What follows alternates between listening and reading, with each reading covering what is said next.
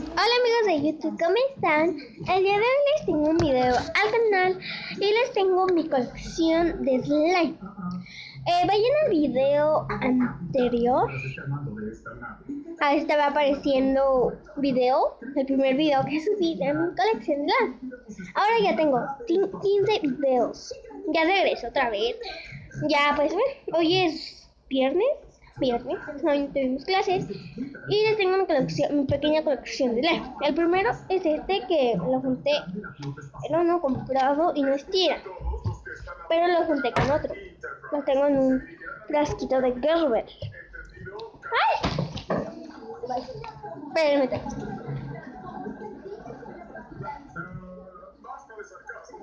Ahorita no estoy en mi escritorio porque sabrán, estoy un poco arruinado porque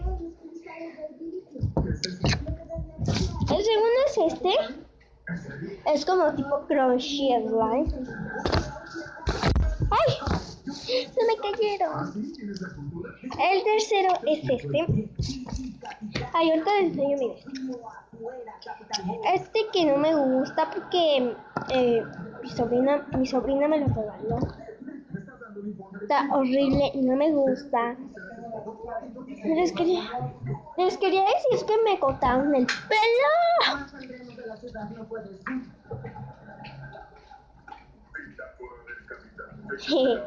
Es que me había aburrido. Pero este que no me gusta. Este están haciendo de desayunar.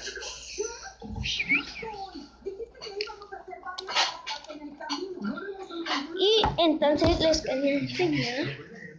Tengo este pantalón que me lo compraron.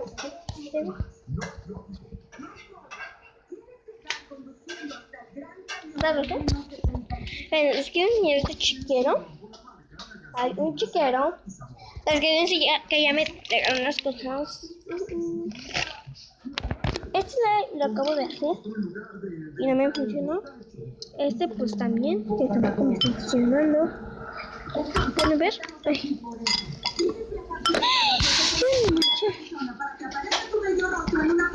Y este que también se lo puedo hacer. Y este que ayer lo quise hacer y no me funcionó. Entonces, solo que hice. Ahorita pues faltan hacer. Porque ahorita voy a... Me dijo mamá, le dije, no mamá, y luego, ay, estoy el otro. Y yo, mamá, cálmate.